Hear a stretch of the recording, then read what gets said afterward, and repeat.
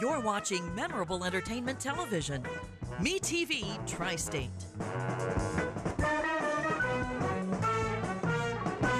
Broke the story on local homestead tax credit fiasco. Expose the Evansville Redevelopment Commission excessive spending habits. Your community watchdog. CityCountyObserver.com is your online community newspaper dedicated to the progress of Evansville and Vanderburgh County. We're a nonpartisan publication providing insight into political issues and events that shape our community. We are a watchdog for you, the citizen. Check us out online, city-countyobserver.com. That's city-countyobserver.com. Tri-State Voices, an open discussion with area leaders on issues affecting communities throughout the Tri-State. Now, here's your host, Mike Woods. Good morning. Welcome to Tri-State Voices. Every week, Tri-State Voices interviews one of our community leaders concerning issues that are important to all of us. Tri-State Voices is jointly sponsored by the City County Observer, WTSN, and my office, Woods & Woods. Hi, I'm your host, Mike Woods. Today we're honored to have the Republican candidate for County Commissioner, Bruce Ungethiem. Bruce was on our shows in the springtime when he was undergoing a pretty rough primary. He won that primary, and now he's opposed in the general election by the Democratic candidate, Sherman Greer. Bruce, you've been campaigning now, I guess, about 7 months, nonstop. Again, a pretty tough primary. You're involved in a contested general election. You've talked to thousands and thousands of people, probably more people than you'd like to admit. You've gone to many, many groups and talked to them. What's the number one issue that people ask you about when you're out campaigning? Well, Mike, thanks for having me here today. I think the number one campaign issue that people are talking about is public safety. They're interested in roads and road construction. They're interested in the existing roads being fixed and the potholes covered so that they're not having issues along those lines. They're interested in the Green River Road construction area and making sure that they have a safe means of egress to and from work and to and from the east side. So I think that's their number one issue is the public safety of the roads. They're also concerned about public safety with law enforcement. We've got some issues with drugs in Vanderburgh County, and we've also got some issues with violence going on in the downtown area, and they're very concerned about that issue as well. Have you enjoyed campaigning? I mean, that's you retired not very long ago, and then this is your retirement. Yes, this is not what I had envisioned when I retired. Things kind of come up that you have to take advantage of when they do arise, and it has been a very interesting time for me. I've met a lot of very interesting and knowledgeable people going through this process, and look forward to continuing that process as we go forward. You mentioned Green River Road. There's been a lot in the newspapers and everything about the problems out there on Green River Road, and they had to redo it, and there was lawsuits and everything. Would you just explain to viewers what happened out there? Well, Green River Road, the first section of Green River Road, Phase 1, was put in several years ago, and part of the problem that they had with the road settling is when they put in the piping systems for the drainage, and when they bridged between the bridges and the approach ramps, they used compacted sand to compact that area. And as time goes on, we have an extreme drought, we have a lot of flooding, you're in a creek area, that sand tends to shift. And when that sand shifts, then the road surface above it will shift with it. And unfortunately, when the sand shifted down, then the road structure shifted down as well. The solution to that problem, and what we're doing with Phase 2 of Green River Road, is instead of using compacted sand to fill in those areas, we're using flowable fill. And flowable fill is a very flowable type of plaster Paris or concrete structure that flows around the pipes, flows around the structures, flows around the various things to fill in the voids. And then it solidifies. And once that flowable fill solidifies, it will not move and it will not settle, so that it then supports the structure above that flowable fill and the driving surface so that it won't settle. Well, how much does that flowable fill add to a project? It depends on how much of the flowable fill you're going to use, but my guess is it's probably 1% to 2% additional cost in the road construction. And then when they repave the road, they don't have to go change the flowable fill, replace it. That's a permanent thing? That becomes, yeah, that's almost like pouring concrete down there. It will stay in place. Okay. So once you've done that to a road, you might have to repave the surface, but the flowable fill is going to stay good. Correct. Okay. Now, they had that problem up on I-69 by Petersburg with that road, the interstate settling. Was that kind of a similar? It was a similar thing. It was also in a location where you were going across a river bed. In that particular case, in Green River Road situation, it was going across Pigeon Creek bed. But you've got soils in that area that are not conducive to compacting and are not conducive to staying solid when it rains quite a bit. So you have to use a more solid flowable surface or a flowable fill media that stays solid, rain or drought. I've lived in the northern part of the county pretty much my whole life, and it seems like there's certain roads out there. They pave them, they get all done with the road, and it looks great. It looks perfect. I mean, it looks like, to me, they've done, and I'm an amateur, but it looks to me like they've done an excellent job. But then there's certain places that there's always a chuck hole. I mean, after a year or two, it just starts going to pieces, and then, again, you go through that same cycle. You pave the road, it looks great, and that same place went up with the chuck hole. The substructure underneath the road was not built up sufficiently when they put the road in, and what happens with that substructure is it starts to move, especially if we have, like this spring, we had a 5-inch rain. You had flooding, you had a lot of rains, you had a lot of roads that were actually underwater. And as you get that, then you start getting that substructure to move around a little bit, and combine that with heavy truck traffic, whether you've got farm trucks or coal trucks or something running on that road, and then all of a sudden that road starts to act like a sponge and start moving around. And so the solution on those places, I guess, where it's like that, they're going to have to you'd have to just dig that out and put some flowable fill down in there? You'd have to dig it out and replace that substructure with something more permanent, either pack it in with 53s, a rock substrate, or some kind of lime substrate to help solidify the soil underneath there. Okay, and I guess that flowable fill, that's the same stuff they got to use around pipes, because you can't get that sand packed around the pipes. Correct. Yeah, you want to get down to the backside or the underside of those pipes and fill in all the voids, because if you leave voids in that area, eventually that is going to migrate down to those voids, and then the void becomes up on the top surface. Okay. Now, I see roads sometimes that they look really good. They get flooded, maybe they have an inch or two of water across them, and then people are driving across that road. And it just seems to me that destroys the road. I mean, again, is that an area you're going to, when they redo those, should they use a flowable fill type of system there? Well, as we put roads back in, as we put the beds back in for new roads, we need to make sure, number one, that we have adequate compaction material underneath the road. So that the road bed will compact down and stay solid. The other thing that we need to do is, as we put in new roads, we need to make sure that we elevate them high enough and put substantial drainage ditches along the side to prevent them from actually flooding. That will help as well, keeping that top surface of that road structure from getting inundated with water.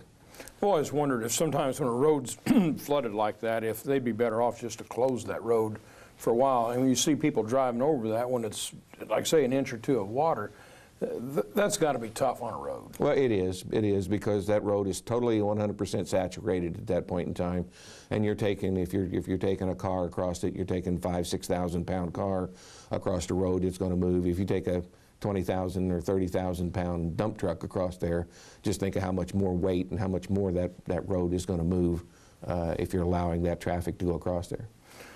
Now, as I understand it, the county commissioners are in charge of the roads in Vanderburgh County, but the surveyor is in charge of the bridge. Is that right? That's correct. So, I mean, you've got a bridge. The road on the north side of the bridge is controlled by the commissioners, south side of the bridge is controlled by commissioners, but the bridge itself, that's the surveyor. The surveyor is responsible for the inspection of all bridges in Vanderburgh County. he will go out and make those inspections and then report back through the Drainage Board and to the commissioners as to whether a bridge is in need of repair or replacement, and then a project will be generated to make that repair or that replacement. You know, we're continually talking about ways to make the government more efficient, but would it be better if we just put that whole thing, the bridges and the roads, under the commissioner rather than have it split like that, or is that not really a problem? Well, I don't know that that's an issue as long as the surveyor and the commissioner work together on those things. You know, the surveyor actually has the people to go out and do the inspections and make sure that those things are done on a routine basis, on an annual or biannual basis. So I think that works well. And you know, the surveyor's responsibility is if he finds a bridge or an abutment or something underneath a road that's failing, to bring it to the attention of the county commissioners and or to the county garage if it happens to be a culvert or something like that, so that it can be repaired. You know, there's been some debate whether or not the assessor's office should be appointed as opposed to elected, because there's so few people meet the statutory criteria to be an assessor. Mm-hmm. And of course, now, like I say, they're talking about abolishing the assessor's office, just have it appointed. Do you think at some point they may end up doing a similar thing with the surveyor? Well, that would have to be a state decision, because those positions, whether it be assessor or treasurer or surveyor, are state appointed positions, and they are in the state code that they shall be an elected position. So if that situation happens, that would have to be something that would be voted on by the state representatives and state senators. Of course, you know, they keep putting more and more credentials on people to have a certain office. You limit the number. I mean, I think you said one time, are you going to make the treasurer have to be a CPA, and on and on and on. You're an engineer, but I mean, should that be a requirement for commissioners? Well, right now, the only office that has a requirement is the assessor. That has to be, I think, a level 3 certified assessor. I think there probably should be some qualifications that you should be able to meet to run for certain offices. But again, that's a state directed initiative, and that would have to go through state law in order to do that. Let's talk a little bit about Walmart, probably a subject that you've heard more than you want the last few weeks. Of course, there's been a proposal to build a Walmart at Boonville, New Harmony, and Highway 57. You think it'd be a lot better if we moved that down to I-64 in Boonville, New Harmony? Yes, I've made that suggestion to the developers, and I've also made that suggestion to the current commissioners, that the area at Boonville, New Harmony Road and Highway 57 is more of a residential area. And if we were to take Walmart and move that structure with a land swap down the road about a mile, down Boonville and Harmony Road to where it intersects Interstate 164 at this point in time, I think that would be a much better location for a heavy commercial environment or an industrial environment, and the infrastructure, the road system is better there. It would not cost the county nearly as much money to upgrade the county road that services that, and it also would help with the residents out in the area having that industrial or commercial complex further away from the residential area. Yeah, Boonville, New Harmony, east of 57, was redone when the interstate, and it's a wide road, big shoulders and all that. But when you get west of 57 on Boonville and Harmony, it's a narrow road. There's no shoulders at all. It's a ditch drops down, and then to really widen that thing is going to be, in some cases, it's going to be rough on the homeowners, because you're going to be moving that thing into their yards. It will be. It will be very expensive and time-consuming to widen that road because of the current structures that are there. Yeah, and you wonder how some of those houses, when I drove through there the other day and looked at that, if you widen that road much, you're going to really get that road close to some people's houses. Yes, you will. It wasn't set up that way. That's true. You know, that's also true on Green River Road, just north of Millersburg. Some of the houses in that area lose a substantial amount of their front yard as Green River Road gets expanded to 5 lanes.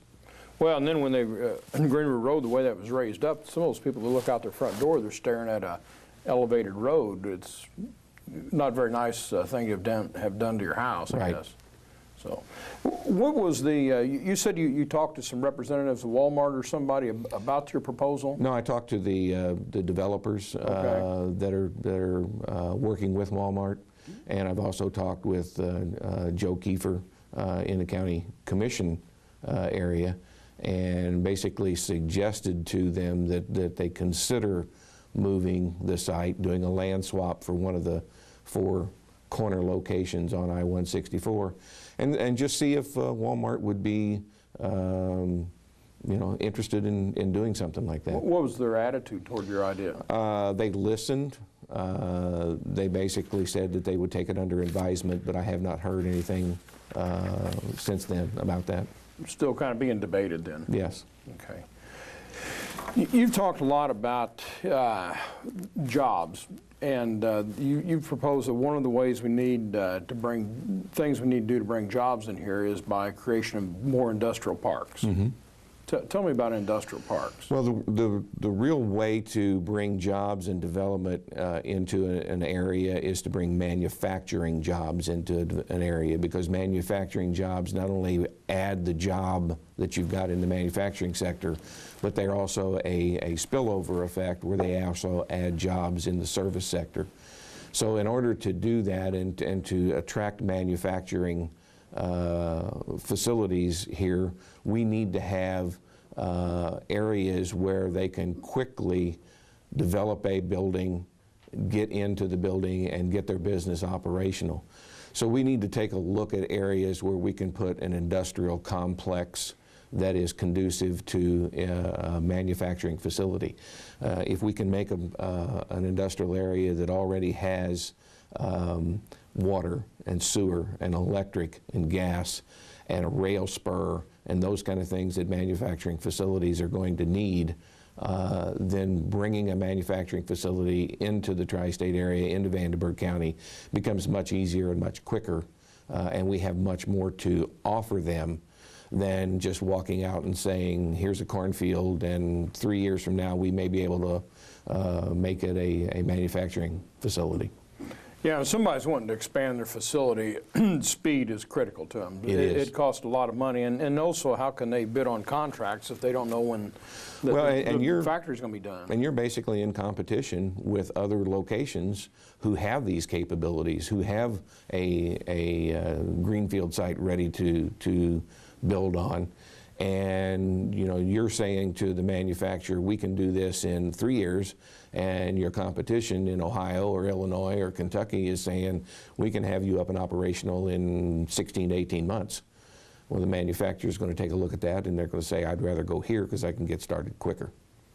Yeah, because the market changes so quick. In 3 years, who knows what the market's going to be? They may be building a factory that they don't need anymore. Right. You know, so would you, are there places inside the city limits you think we could put some industrial parks? I think we need to take a look at that. I think that's an option that we haven't explored in the past, and I think there might be some areas inside the city limits where we have enough land mass that we could put a small industrial complex.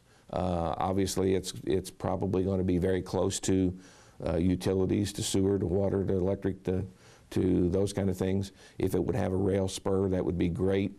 But there are areas around Evansville that we should be looking at and designating as industrial complexes, and trying to promote those to the potential clients that we have out there.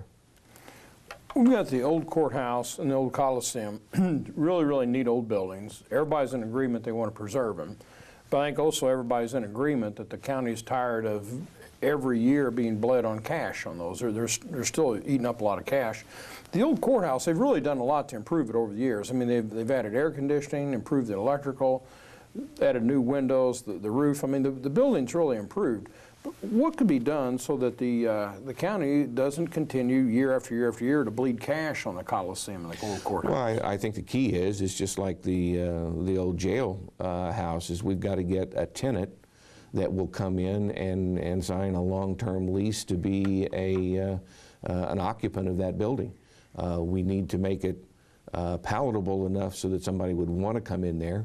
We need to have the adequate parking if that tenant needs parking and visitation capability, and then try to sign long-term leases for those tenants to move into those buildings.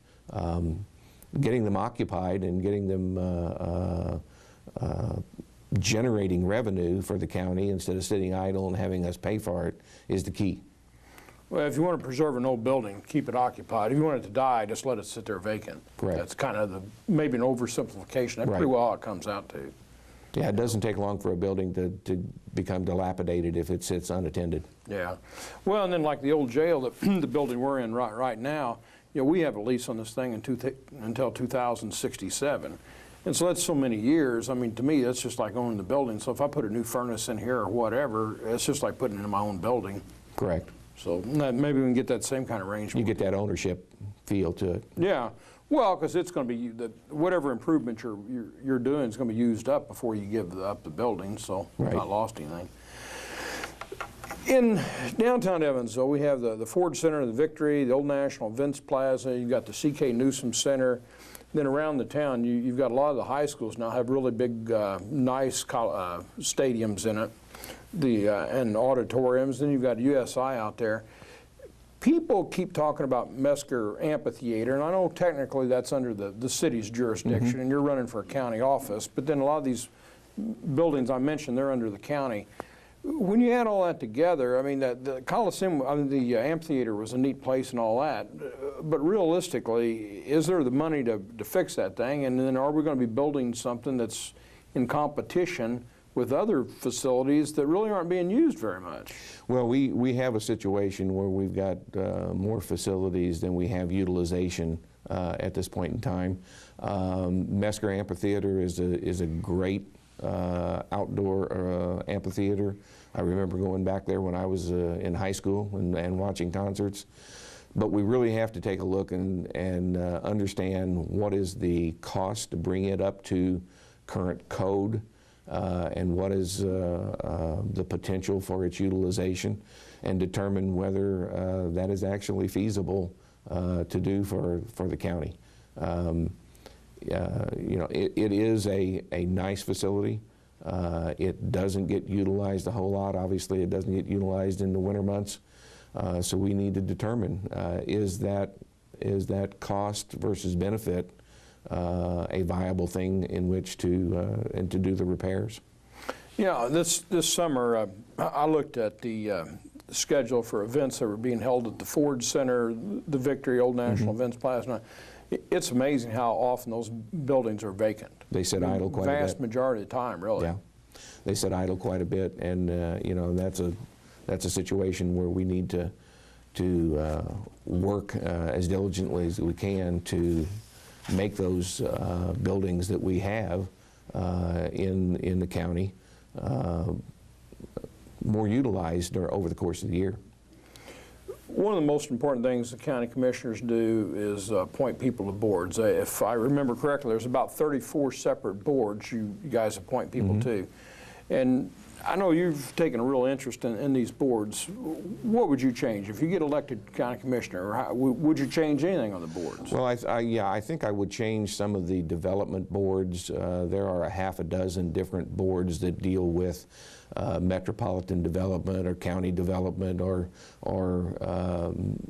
growth in the county. And I think there's a real confusion among people and probably among potential clients coming in as to who they're supposed to talk to when they come into our community, and who is supposed to be in charge of this development thing. I think we need to consolidate those into a more concise board and take time to make appointments on those boards that people have experience in that area, and do a little more vetting when we do appoint to the boards, to make sure that we've got the right people at the boards in the right time. The second thing I would do would be to make sure that as these boards have meetings, that we have a representative, an elected representative on that board, so that we have feedback to the elected representatives of what the board's doing, and to make that board decision and those things that go through the board more open and accessible to the general public, so the general public knows what those boards are doing, knows when they meet, what they're doing, and what the final decisions are. Should boards be allowed to give variances? Well, that's an interesting question, because that's going on right now with the Walmart situation. Yeah. The board currently is hearing whether a variance should be granted for parking, lighting, noise, those kinds of things. My personal view on that is the board should be able to make a recommendation, but the final decision should be in the hands of elected officials. Okay. The budget process is just now starting for this year, right? Would you just describe to me how the budget process goes? As I understand it, Joe Grease, he'll come out with some preliminary estimates. Is that right? Well, Joe collects all the information from all the department heads and puts together a budget, and then that goes to the county council, and the county council then takes a look at that budget, and they massage that number, move the numbers around, prioritize things up and down, such that the final budget then becomes the county council's responsibility to vote on and approve. But Joe's responsibility as the auditor is to bring all of that information together from the various department heads, including the county commissioners who submit a budget to Joe as well. Now, I think last year the budget had to be cut from about $53 million to $48 million because of shrinking revenue. Any idea if numbers going to be the same, or who knows? I have not heard what the revenue generation is going to be this year. I don't know if it's going to be higher or about the same. I would have to defer that question to the county council. I don't even know if they know at this point in time, but I would hope that they would know that by the time the budget is complete. Okay. The county commissioners have, obviously there's 3 county commissioners, and they're the executive branch of the county. In the city you have the mayor, 1 person, the state you have the governor, 1 person, federal you have the president, 1 person. Would the county be better off with 1 good, strong voice as opposed to 3 county commissioners for its executive branch? If you could trust that 1 good, strong voice to do that, that might be the case. The issue is, and the reason the county governments were set up with 3 commissioners, is they didn't want that power all in 1 person's hands. They wanted to have 3 different people with the ability to have opinions on what is going on. If you have a strong and viable leader who is fair and objective to all the people within the county, then it makes it more efficient if you just have 1 person. But if you have a person there that may not be as strong, may not be as reliable, then it's better off to have a 3-person board in which those 3 people have the ability to vote on issues instead of 1 person just making a decision. So I would lean towards having still the 3-people commission. Bruce, I really enjoyed having you here. It's your 2nd time you've been interviewed by us, and you've certainly not ducked any answers, and wish you the very best of luck on your election. The next week, we're going to have Catherine Martin. She's the current Knight Township trustee, and she's up for re-election. We hope to see you next week. Thank you.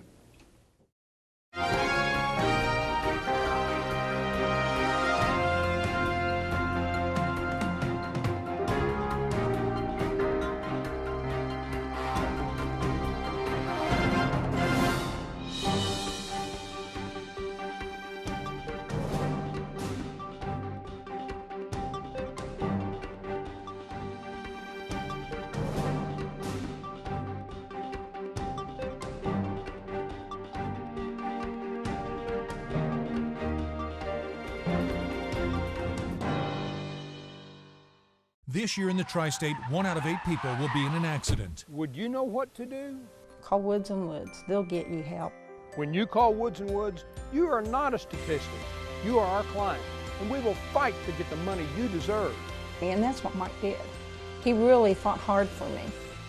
They just really cared. If you've been injured, call 1-800-544-2108. Let Woods & Woods work for you. You don't owe us a dime unless we win your case. You're watching Memorable Entertainment Television. MeTV Tri-State.